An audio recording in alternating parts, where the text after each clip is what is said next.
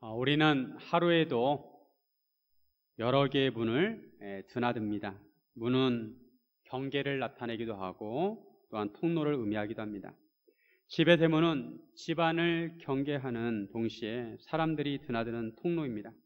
문이 닫혀 있으면 경계를 나타내는 것이고 문이 열려 있으면 통로가 되는 것입니다. 사람들이 다니는 길이 있는 것처럼 물도 길이 있습니다. 물이 다니는 길이 있습니다. 물은 위에서 아래로 흐르고 물이 흘러가는 길이 생겨서 냇가가 되기도 하고 강이 되기도 합니다. 이처럼 흘러가는 물을 막아놓은 것이 댐입니다. 댐은 물이 흘러가지 못하도록 가둬둡니다. 그러다가 소문을 열면 소문을 통해 물이 흘러갑니다. 이처럼 복음에도 길이 있고 문이 있습니다. 복음의 문이 열려야 그 문을 통해 복음이 들어갑니다. 하지만 문이 닫혀 있으면 들어갈 수 없습니다. 세계를 두 지역으로 나눈다면 복음의 문이 열린 곳과 복음의 문이 닫힌 곳으로 나눌 수가 있습니다. 21세기에도 여전히 복음의 문이 닫힌 나라와 지역들이 있습니다. 우리는 이러한 지역들에 복음의 문을 열어야 할 것입니다. 우리가 어떻게 해야 복음의 문을 열 수가 있을까요? 첫째로 복음의 길을 개척해야 합니다. 복음의 문을 열려면 복음을 전해야 합니다. 산길이 생기기 위해서는 산에 다니는 사람들이 있어야 하듯이 복음의 문을 열기 위해서 복음의 길을 만들기 위해서는 복음을 전하는 사람들이 있어야 합니다. 산에 가면 희한하게 산길에는 사람들이 다니는 길에는 풀이 나지 않고 그 주변에 풀이 납니다. 그만큼 수많은 사람들이 그 길을 다녔다는 것입니다. 그런데 길이 나지 않은 곳은 풀이 무성하고 나무와 엉겅퀴가 자라서 사람이 지나가기가 어렵습니다. 새로운 길을 만들려면 그러한 풀과 나무를 베어내고 사람이 다닐 수 있도록 길을 정비해야 합니다. 복음이 들어가지 않은 곳에 복음의 길을 개척하려면 이러한 노력들이 필요합니다. 오늘 본문에 보면 사도 바울과 바나바는 복음을 들고 복음의 길을 만들고 있습니다. 그전에는 없었던 복음의 길을 개척하고 있습니다. 처음으로 예수님의 복음을 들고 도시를 찾아다녔습니다. 복음의 통로를 만들었습니다. 사도 바울 일행은 지중해에 있는 구브로 섬을 가장 먼저 찾았고 성공적으로 복음을 전했습니다. 그리고 배를 타고 지금의 터키 지역인 밤빌리아로 와서 비시디아 안디옥에서 복음을 전했습니다. 많은 사람들이 복음을 듣고 예수님을 영접했습니다. 한편 바울 일행을 반대하는 사람들이 유대인들이 있었기에 그들을 피해서 비시디아 안디옥을 떠나 이고니온으로 가게 됩니다. 이고니온에서도 비시디아 안디옥에서처럼 두 사도는 회당에 들어가 복음을 전합니다. 오늘 본문 1절에 보시면 이에 이고니온에서 두 사도가 함께 유대인의 회당에 들어가 말하니 유대와 헬라의 허다한 무리가 믿더라. 1절 가만히 보시면 회당에 들어가 말하니 유대와 헬라인의 허다한 무리가 믿더라 라고 말씀합니다. 사람들이 어떻게 예수님을 믿었느냐 하면 복음을 듣고 믿었다는 것입니다. 복음을 듣지 않으면 예수님을 알 수도 없고 믿을 수도 없습니다. 누군가는 그 사람들에게 가서 복음을 말해 주어야 합니다. 예수님께서 인간을 구원하시러 오셨고 십자가에 달려 돌아가셨고 3일 만에 부활하셨다는 것을 말해 주어야 합니다. 인간이 구원받을 수 있는 길을 만드셨다는 것을 알려줘야 합니다. 이 구원의 길은 이전에 없었던 길입니다. 예수님께서 만드신 길입니다. 그러면 구원의 일이 생겼다고 사람들에게 알려주어야 하는 것입니다. 우리나라는 얼마나 도로를 잘 만드는지 모릅니다. 산에 터널을 뚫고 강에 다리를 놓아서 우리나라 국토의 사방팔방으로 고속도로를 잘 만들어 놓았습니다. 지금도 새 길이 뚫리고 있습니다. 그런데 쉽게 갈 수 있는 고속도로를 만들었지만 그 길을 알려주지 않으면 사람들은 모릅니다. 고속도로가 생겼는데 이전에 다니던 산길로 다닙니다. 새로 생긴 고속도로를 알려주어야 사람들이 신속하게 그 길로 갈 수가 있는 것입니다. 마찬가지로 우리는 사람들에게 구원의 길을 알려주어야 합니다. 말해 주어야 합니다. 사도 바울과 바나바는 가는 곳마다 복음을 말해 주었습니다. 7절에 보시면 거기서 복음을 전하니라. 루스드라와 더베와 그 주변에 있는 지역에 가서도 복음을 전했습니다. 복음을 말해 주었습니다. 어떤 사람들은 전도는 말하지 않아도 삶으로 전도할 수 있다고 주장합니다. 물론 그 말도 맞습니다. 믿는 자로서 본을 보이고 믿음을 가지고 살다 보면 주변에 있는 사람들이 그 사람의 삶에 감동되어서 예수님에 대해 관심을 가지고 믿을 수 있습니다. 하지만 우리가 경험적으로 생각해 보시면 내가 말로 복음을 전해서 믿게 된 사람이 많은지 아니면 내 삶을 보고 감동되어 믿게 된 사람이 많은지 헤아려 보시기 바랍니다. 대체적으로 말로 복음을 전해서 믿게 된 사람이 훨씬 많습니다. 삶의 전도도 중요하지만 말을 해야 합니다. 삶의 전도는 관심을 갖게 하는 계기가 될 수 있지만 말로 복음을 전해주어야 정확하게 복음을 전할 수가 있습니다. 전도를 많이 한 사도 바울도 이렇게 말씀합니다. 로마서 10장 14절에 보시면 그런즉 그들이 믿지 아니하는 이를 어찌 부르리요 듣지도 못한 이를 어찌 믿으리요 전파하는 자가 없이 어찌 들으리요. 복음을 전파하는 자가 있어야 복음을 듣게 되고 복음을 들어야 믿게 되고 예수님을 믿어야 주의 이름을 부르고 구원을 받을 수 있다는 것입니다. 사도 바울과 바나바는 이처럼 복음을 전파하기 위해서 성령님의 파송을 받았습니다. 이고니온의 회당에서 복음을 전함으로 허다한 무리가 믿게 되었습니다. 그런데 비시디아 안디옥처럼 순종하지 아니하는 유대인들이 있었습니다. 이들은 이방인들의 마음을 선동해서 형제들에게 악감을 품게 했습니다. 하지만 두 사도는 그곳에 오래 머물렀습니다. 그리고 주를 힘입어 담대하게 말했습니다. 복음을 전할 때 순탄한 길만 있지 아니하고 때로는 반대에 부딪힙니다. 하지만 반대에 부딪혀도 복음을 전하는 자는 담대히 복음을 전해야 합니다. 복음은 구원을 위해 꼭 전해야 하는 것입니다. 복음을 듣느냐 듣지 못하느냐에 따라 사람들의 영혼이 달려 있습니다. 복음을 들은 사람들이 믿느냐 믿지 않느냐는 그 다음 문제입니다. 일단 복음을 전해야 합니다. 이것이 전도자의 사명입니다. 가서 전해야 합니다. 하나님께서 에스겔 선지자를 보낼 때도 그들이 듣든지 아니 듣든지 가서 고하라, 가서 전하라고 하셨습니다. 에스겔 3장 20절에 보시면 또 의인이 그의 공의에서 돌이켜 악을 행할 때에는 이미 행한 그의 공의는 기억할 바 아니라 내가 그 앞에 거치는 것을 두면 그가 죽을지니 이는 내가 그를 깨우치지 않음이니라. 그는 그 죄 중에서 죽으려니와 그의 핏값은 내가 내 손에서 찾으리라. 만약 에스겔 선지자가 하나님의 말씀을 악인에게 전해서 악인이 돌이키면 그가 살 것이라고 하셨습니다. 반면에 의인이랄지라도 그가 돌이켜 악을 행할 때 그에게 하나님의 말씀을 전하지 않으면 그는 죽을 것이고 또 그의 핏값을 에스겔의 손에서 찾겠다는 것입니다. 하나님의 말씀을 전하는 선지자의 무거운 사명이라고 할 수 있습니다. 우리가 하나님의 복음을 전할 때도 마찬가지입니다.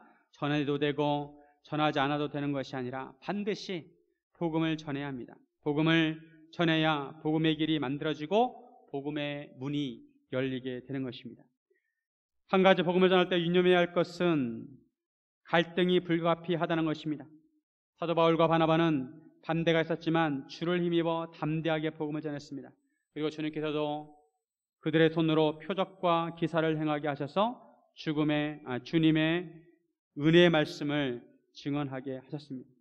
처음으로 복음이 들어가는 곳에는 이적과 표적이 지금도 많이 나타납니다. 왜냐하면 워낙 복음에 불모지였기에 주님께서 도와주시는 것입니다. 이렇게 복음이 들어가면 분명히 복음을 받아들이는 사람들과 받아들이지 않는 사람들로 나뉘어집니다. 이고니온에서도 무리가 나뉘어졌습니다. 유대인을 따르는 사람들도 있었고 두 사도의 말을 듣고 두 사도를 따르는 자들도 있었습니다. 이렇게 해서 이고니온에 복음의 길이 생기게 되었습니다. 바울과 바나바가 복음의 길을 개척하였습니다. 우리도 바울과 바나바처럼 복음의 길을 개척해야 합니다. 복음이 들어가지 않는 나라나 지역에 가서 복음을 전해 주어야 합니다. 우리가 그 나라의 말을 모르면 전문적이고 훈련받은 선교사를 파송해야 합니다. 아니면 그들의 말로 된 성경을 전해 주어야 합니다. 그것도 안 되면 방송이나 인터넷으로도 복음을 접할 수 있도록 해 주어야 합니다. 아직도 복음의 불모지인 북한에서는 성경을 구하기가 쉽지 않습니다. 그 얼어붙은 땅에도 숨어서 예배를 드리는 성도들이 있습니다. 참 대단한 성도님들입니다. 그들은 몰래 숨어서 극동방송을 통해 복음을 듣는다고 합니다. 극동방송을 듣다 보면 성경 말씀을 한 구절씩 읽어줄 때가 있습니다. 그러면 그것을 받아 적어서 한 절 한 절 모읍니다. 극동방송에서 들려주는 성결 한 구절 한 구절을 받아 적어서 그것들을 모아서 자기들 나름대로 성경을 만듭니다. 그렇게 만든 성경은 빠진 구절도 있고 온전하지 못합니다. 그럼에도 그 성경이 얼마나 귀한지 모릅니다. 우리는 집에 성경이 몇 권씩 되는데도 귀한 줄을 모릅니다. 우리는 복음의 불모지에 복음의 길을 개척해야 합니다. 우리가 할 수 있는 방법을 찾아서 복음의 길을 만들어야 합니다. 사랑하는 성도 여러분, 주님과 함께 복음의 길을 개척하기를 주님의 이름으로 축원드립니다. 둘째, 복음의 열정으로 환난을 이겨내야 합니다. 길이 나지 않은 산에 길을 내는 것이 그렇게 쉽지만은 않습니다. 나무가지에 긁히기도 하고 가시에 찔리기도 합니다. 비행기가 이륙할 때 중력을 이겨내야 하듯이 악한 세상이 저항하는 힘을 이겨내야 합니다. 세상은 예수님을 미워합니다. 당연히 복음을 전하는 것을 싫어합니다. 그래서 복음 전하는 자를 핍박합니다. 복음을 전하는 자는 복음의 열정으로 이러한 핍박과 고난을 이겨내야 합니다. 정글에 들어가 본 적 있습니까? 정글에는 많은 위험들이 도사리고 있습니다. 정글에는 우리가 알지 못하는 생물들이 많이 살고 있습니다. 풀같이 생긴 동물도 있습니다. 정글에서는 공격하는 짐승들과 독을 가진 생물들을 항상 조심해야 합니다. 사도 바울과 바나바가 각 도시를 다니면서 복음을 전하는 것은 위험이 도사리는 정글로 들어가는 것과 같았습니다. 이고니에서 복음을 전했을 때 수사도를 반대하는 이방인과 유대인과 관리들이 그들을 모욕하고 돌로 치려고 달려들었습니다. 이러한 첩보를 알고 두 사도는 도망해서 루가오니아에 있는 두 성 루스드라와 더베와 그 근방으로 가서 복음을 전했습니다. 이처럼 대적들이 공격할 때 피해서 도망가는 것이 비겁한 것이라고 생각해서는 안 됩니다. 왜냐하면 예수님께서 그렇게 하라고 하셨습니다. 마태복음 10장 23절에 보시면 이 동네에서 너희를 박해하거든 저 동네로 피하라. 내가 진실로 너희에게 이르노니 이스라엘의 모든 동네를 다 다니지 못하여서 인자가 오리라. 박해를 피하지 않고 맞을 수도 있지만 복음에 대한 반응은 예수님께 맡기고 많은 사람들에게 복음을 전하는 것이 중요합니다. 감사한 것은 이처럼 복음을 전할 때 고난과 핍박도 많지만 은혜도 많다는 것입니다. 사도 바울과 바나바가 루스드라에서 복음을 전하는데 그곳에 발을 쓰지 못하는 사람이 있었습니다. 그는 나면서부터 걷지 못하게 되어서 걸어본 적이 없는 사람입니다. 그는 시장 바닥에서 구걸하며 살았습니다. 누군가 그를 시장에 데려다 주었을 것입니다. 이 걷지 못하는 지체장애인도 바울이 전하는 복음을 들었습니다.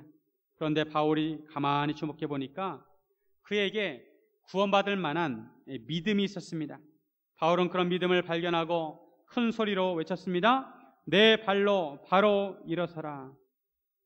그러자 그 사람이 일어나 걷게 되었습니다. 기적이 일어났습니다. 베드로와 요한도 성전에 기도하러 올라가다가 구걸하는 지체장애인을 보고 은과 금은 내게 없거니와 내게 있는 이것을 내게 주노니 나사렛 예수 그리스도의 이름으로 일어나 걸으라고 했을 때 그 지체장애인이 일어나서 걷기도 하고 뛰기도 했습니다. 그와 같은 기적이 사도 바울을 통해서도 나타나게 되었습니다. 이 장면을 지켜본 사람들이 루기오니아 방언으로 소리를 치고 난리를 피웠습니다. 신들이 사람의 형상으로 나타났다는 것입니다. 그들은 바나바를 제우스라고 하고 바울을 말하는 자이므로 헤르메스라고 했습니다. 그리스 로마 신화에 보면 제우스는 하늘과 땅의 신이고 헤르메스는 제우스의 아들로 제우스의 말을 전하는 신이었습니다.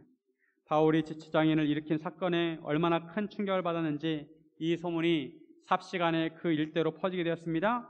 급기야는 제우스 신당의 제사장이 소와 화환을 가지고 대문 앞에 와서 무리와 함께 제사를 드리려고 했습니다. 그리스 로마 신화에 나오는 신들은 인간들과 비슷한 면이 있습니다. 루스드라 사람들은 바울과 바나바를 사람의 형상으로 내려온 신이라고 알고 그들에게 제사를 드리려고 했습니다. 이것을 알고 바나바와 바울은 황당했습니다. 두 사도는 옷을 찢고 무리 가운데 뛰어들어가서 소리를 질렀습니다. 15절에 보시면 이르되 여러분이여 어찌하여 이러한 일을 하느냐? 우리도 여러분과 같은 성정을 가진 사람이라. 여러분에게 복음을 전하는 것은 이런 헛된 일을 버리고 천지와 바다와 그 가운데 만물을 지으시고 살아계신 하나님께로 돌아오게 함이라. 자기들은 신이 아니라 사람이라는 것입니다. 그리고 복음을 전하는 것은 이러한 헛된 일, 곧 우상을 섬기는 일을 버리고 살아계신 하나님께로 돌아오게 하는데 목적이 있다는 것입니다. 우상을 섬기는 일은 헛된 일입니다. 아무 쓸모없는 일입니다. 이사야 44장 9절에 보면 우상을 만드는 자는 다 허망하도다. 그들이 원하는 것들은 무익한 것이거늘 그것들의 증인들은 보지도 못하며 알지도 못하니 그러므로 수치를 당하리라. 십계명 중 제1계명처럼 창조주 하나님 외에 다른 신들을 섬기지 말라고 복음을 전하는 것이었습니다. 그런데 루스드라 사람들은 단지 바울이 행하는 기적만 보고 바울과 바나바를 신처럼 섬기려고 했습니다. 어떻게 보면 이적과 표적의 부작용이라고 할 수가 있습니다. 이적과 표적은 바르게 사용되어야 합니다. 잘못하면 이적을 행하는 사람이 높임을 받게 됩니다. 이것을 조심해야 합니다. 이적과 표적을 통해 하나님께서 높임을 받아야 합니다. 하나님께서 영광을 받아야 합니다. 복음을 전할 때 가장 경계하는 것은 영적인 공격입니다. 사탄은 때로 강하게 핍박과 고난을 통해서 방해할 수도 있고 때로는 회의책으로 교만을 가지게 할 수도 있습니다. 이런 방법들을 우리는 간파하고 조심해야 합니다. 바울은 그들에게 하나님의 말씀을 전했습니다. 루스드라에서는 회당에 갔다는 표현이 없는 것으로 보아 유대인이 그 지역에 많이 없었던 것 같습니다. 루스드라는 그만큼 한적한 곳에 있었습니다. 양평에 가면 두물머리가 있습니다. 북한강과 남한강이 만나는 두물머리가 있습니다. 그처럼 루스드라에서도 두 강이 만나는 곳이었습니다.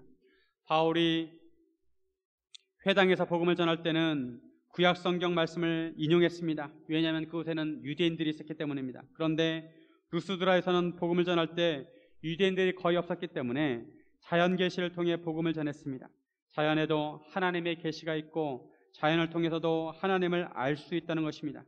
그런데 하나님께서 지나간 세대에는 모든 민족으로 하여금 자기들의 길들을 가게 방임하셨다는 것입니다.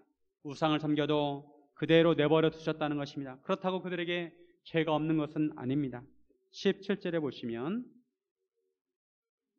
그러나 자기를 증언하지 아니한 것이 아니니 곧 여러분에게 하늘로부터 비를 내리시며 결실기를 주시는 선한 일을 하사 음식과 기쁨으로 여러분의 마음에 만족하게 하셨느니라 하고 자연을 통해서도 하나님께서 증언하신다는 것입니다. 하나님께서 비를 내리시고 곡식을 자라게 하시고 열매를 맺게 하시는 분이 바로 여호와 하나님이시란 것입니다. 루스드라 사람들이 알고 있는 제우스가 아니라 여호와 하나님이 하늘과 땅의 하나님이시란 것입니다. 하나님께서 음식과 기쁨으로 그들의 마음을 만족하게 하셨다는 것입니다. 누가 자연 만물의 주인인지 아는 것이 중요합니다. 그리스엘라 신들이 아니라 바로 여호와 하나님이 자연 만물의 주인이시라는 것입니다. 바울이 이렇게 말하므로 무리를 겨우 말려서 자기들에게 제사를 드리지 못하겠습니다. 그런데 유대인들이 비시디 안디옥과 이고니온에서 와서 무리들을 충동질했습니다. 그들이 바울을 돌로 쳐서 죽은 줄 알고 성 밖에 내다 버렸습니다. 비시디 안디옥과 이고니온에서 복음에 반대하는 자들이 있었습니다. 이고니온에서는 돌로 바울을 치려다가 그들은 실패했습니다. 그런데 바울이 도망가는 바람에 성공하지 못했는데 그들이 루스드라까지 찾아와서 그들은 자그마치 150km를 따라왔습니다. 그들은 준비를 단단히 해서 바울을 돌로 쳤습니다. 돌로 얼마나 세게 맞았는지 거의 죽다시피 했습니다. 아마도 기절했던 것 같습니다. 그들은 바울이 죽은 줄 알고 성 밖에 내다버렸습니다. 이런 것을 보면 그들은 바울을 죽이려고 돌로 쳤던 것 같습니다. 그런데 놀라운 것은 제자들이 바울을 둘러싸고 있을 때 바울이 일어났습니다. 그 정도로 돌에 맞았으면 움직이기가 쉽지 않았을 것입니다. 그런데 바울은 일어나서 다시 루스드라 성으로 들어갑니다. 제자들은 바울을 위해서 기도했을 것이고 주님께서 바울을 치유해 주셨을 것입니다. 바울은 나중에 복음을 전하면서 자기가 받은 고난을 대해서 말하면서 돌에 맞은 적이 있다고 말합니다. 바로 이때를 두고 한 말입니다. 바울이 돌에 맞아서 죽게 되었다가 다시 일어난 것도 놀랍지만 더 놀라운 것은 바울이 돌에 맞았던 루스드라 성으로 다시 들어갔다는 것입니다. 여러분 같으면 바울처럼 할 수 있겠습니까? 저 같으면 어려울 것 같아요. 루스드라의 루자만 나와도 치를 떨었을 것 같습니다. 그런데 바울은 복음을 전하던 루스드라로 다시 돌아갔습니다. 돌에 맞은 루스드라로 돌아갔습니다. 바울이 왜 다시 루스드라로 돌아갔을까요? 바울에게는 복음의 열정이 있었기 때문입니다. 복음의 열정이 불타올랐습니다. 속에서 타오르는 열정 때문에 복음을 말하지 않고는 견딜 수가 없었습니다. 이러한 복음의 열정이 있었기에 고난과 핍박이 심했지만 극복할 수 있었습니다. 우리 마음 안에 열정이 있으면 시간도 문제가 안 되고 거리도 문제가 안 됩니다. 사랑하는 사람을 만나려고 하면 시간과 거리가 문제가 되지 않습니다.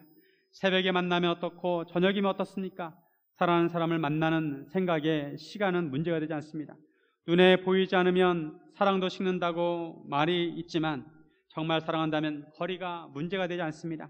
정말 예배를 사모한다면 매주 200km, 300km를 달려와서 예배를 드립니다. 그 먼 거리를 달려와도 예배를 드릴 수 있는 것에 기뻐합니다. 문제는 우리 안에 얼마나 복음의 열정이 있느냐 하는 것입니다. 우리 마음에 복음의 열정이 있으면 아무리 힘들어도 복음의 열정으로 그것을 극복할 수 있는 것입니다. 사랑하는 여러분, 복음의 열정으로 고난을 이겨내시기를 주님의 이름으로 축원드립니다.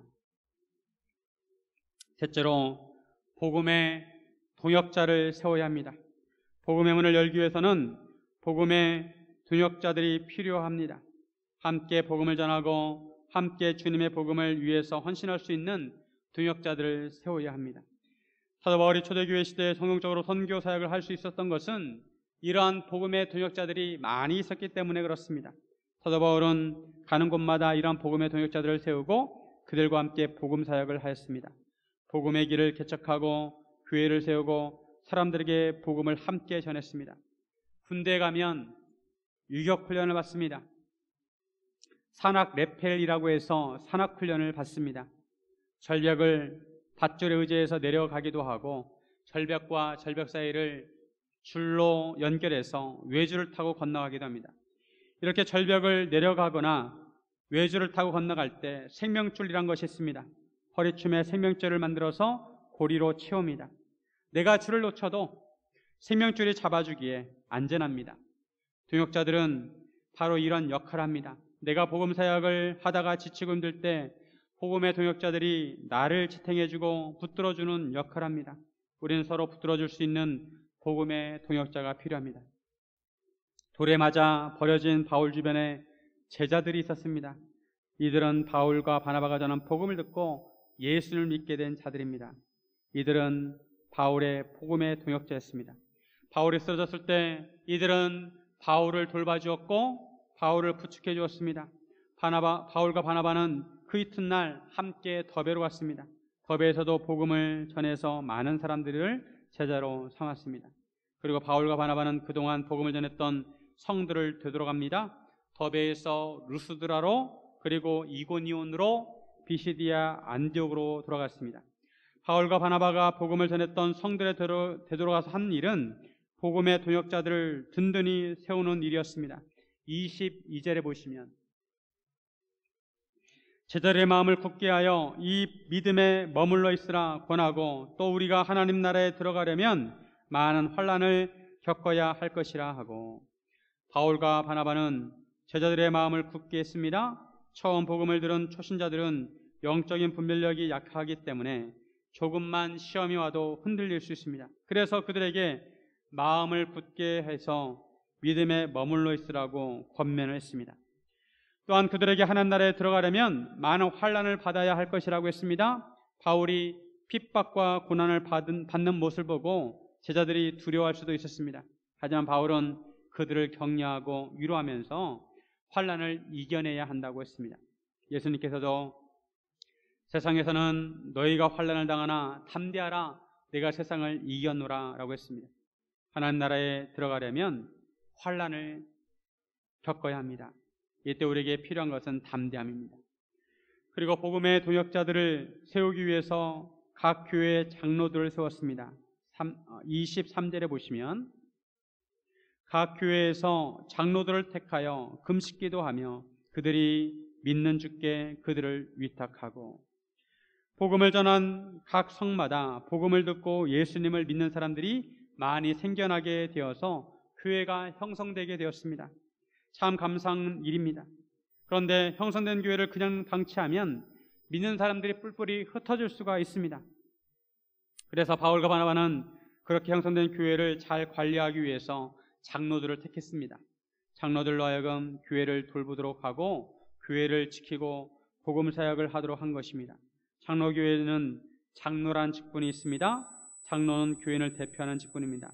장로들은 교회에 있어서 기둥 같은 역할을 합니다. 교회를 세우고 지키고 섬기는 역할을 합니다. 성암교회가 개척되고 지금까지 이어진 것은 장로님들과 성도님들의 많은 헌신과 섬김이 있었기 때문입니다. 바울과 바나바는 각 교회마다 장로들을 세워서 교회를 지키고 섬기도록 하고 금식하면서 주님께 그들을 위탁했습니다. 교회의 주인은 예수님이십니다. 그래서 교회를 섬길 때 모든 것을 예수님께 위탁해야 합니다. 바울과 바나바는 이처럼 복음을 전했던 각 성을 돌아다니면서 교회를 든든히 세우면서 돌아오게 되었습니다. 이처럼 세워진 복음의 동역자들 중에 훌륭한 제자들이 배출되었습니다. 디모데는 루스드라 출신이고 가이오 장로는 더베 출신이었습니다. 성남교회에서도 디모데와 가이오와 같은 주님의 제자들이 많이 세워지기를 주님의 이름으로 축원드립니다. 바울과 바나바는 비시디아 지역 가운데로 지나서 밤빌리아 지역에 도착합니다. 그리고 버가에서 말씀을 전하였고 아탈리아 항구로 내려가서 그곳에서 배를 타고 안디옥에 도착하게 되었습니다. 여기서 안디옥은 그들을 파송했던 안디옥 교회가 있는 수리아 지역에 있는 안디옥입니다. 이렇게 해서 1차 선교여행을 마치게 되었습니다. 바울과 바나바는 안디옥 교회에서 선교 보고를 했습니다. 하나님께서 함께 행하신 모든 일과 이방인들에게 믿음의 문을 열어주신 것을 보고했습니다. 어느 지역, 어느 성에 가서 어떻게 복음을 전하였고 어떤 일들이 일어났는지, 누가 복음을 믿게 되었는지, 각 교회마다 누구를 장로로 세웠는지, 각 교회가 어떤 상황인지 보고를 했습니다. 그리고 바울은 이방인의 사도로서 이방인들에게 믿음의 문을 여신 것을 보고했습니다. 바울과 바나바는 1차 선교여행을 통해서 이방인들에게 복음을 전함으로 이방인들에게도 복음의 문이 열리게 되었습니다. 굳게 닫혀있던 철문이 열리게 되었습니다. 모든 것이 다 주님의 은혜였습니다. 그리고 바울과 바나바는 제자들과 함께 오래 머물면서 휴식을 취했습니다. 몸과 마음도 추스리고 영적인 충전의 시간을 가졌습니다. 그래야 다음 선교 여행을 준비할 수 있기 때문입니다. 여러분은 여러분을 붙들어줄 믿음의 동역자가 있으십니까? 신앙생활을 하는데 복음의 동역자가 있는 것과 없는 것은 큰 차이가 있습니다. 복음의 동역자들이 있으면 얼마나 든든한지 모릅니다.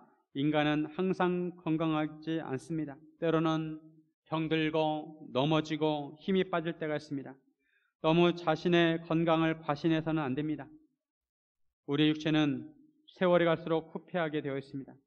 우리가 지금은 건강해서 두 발로 뚜벅뚜벅 다닐지 모르지만 뜻밖의 다쳐서 걷지 못하거나 움직이지 못할 수도 있습니다. 그때 누군가 나를 부축해주고 나를 위해서 기도해주고 나를 이끌어준다면 큰 힘이 되는 것입니다. 신앙생활에 있어서도 서로 힘이 되어줄 복음의 동역자가 필요합니다. 우리는 복음의 동역자를 세워야 합니다. 함께 기도하고 함께 비전을 나누고 함께 복음 사역을 감당할 동역자가 있어야 합니다. 어떻게 해야 복음의 동역자를 세울 수가 있을까요? 구역 예배에 열심히 참석하시면 됩니다. 그러면 구역원들이 복음의 동역자가 되는 것입니다. 제자훈련과 사역훈련을 하는 이유가 무엇입니까? 복음의 동역자를 세우기 위해서입니다. 훈련을 마치고 나서도 훈련생들은 한 달에 한 번씩 모여서 기도 모임을 갖습니다. 서로 기도 제목을 나누고 함께 기도하고 인생의 애경사를 함께하면 그것만큼 큰 힘이 되는 것이 없습니다. 또한 복음 사역을 복음의 동역자들과 함께 하게 되면 기쁨도 있고 은혜가 넘치고 든든한 힘이 됩니다. 그래서 예수님께서는 12명의 제자들을 데리고 다니시면서 훈련을 시키셨습니다. 예수님의 제자들은 예수님께서 승천하시고 나서도 함께 기도하며 초대교회 시대에 아주 훌륭한 복음 사역을 했습니다. 예수님의 제자들은 복음의 길을 개척하고 복음의 길을 열었습니다. 그들은 그들의 소임을 다했습니다. 이제 우리 차례입니다. 우리가 복음의 길을 개척하고 복음의 문을 열어야 합니다. 우리는 모두 복음의 동역자입니다. 우리는 영가족입니다. 우리가 열어야 할 복음의 문을 주목해야 합니다. 우리가 어느 나라의 문을 열 것인가, 어느 지역과 누구 집의 문을 열 것인가 구체적으로 생각하고 기도해야 합니다. 이 연희동에는 4만 명의 사람들이 살고 있습니다. 그리고 약 2만 세대의 집이 있습니다. 어떤 세대의 문을 열 것인지 우리는 기도해야 합니다. 인천 서구에는 55만 명의 사람들이 살고 있습니다. 약 2만 2천 세대가 살고 있습니다. 인천에는 295만 명이 살고 있고 세계에는 78억 명이 살고 있습니다.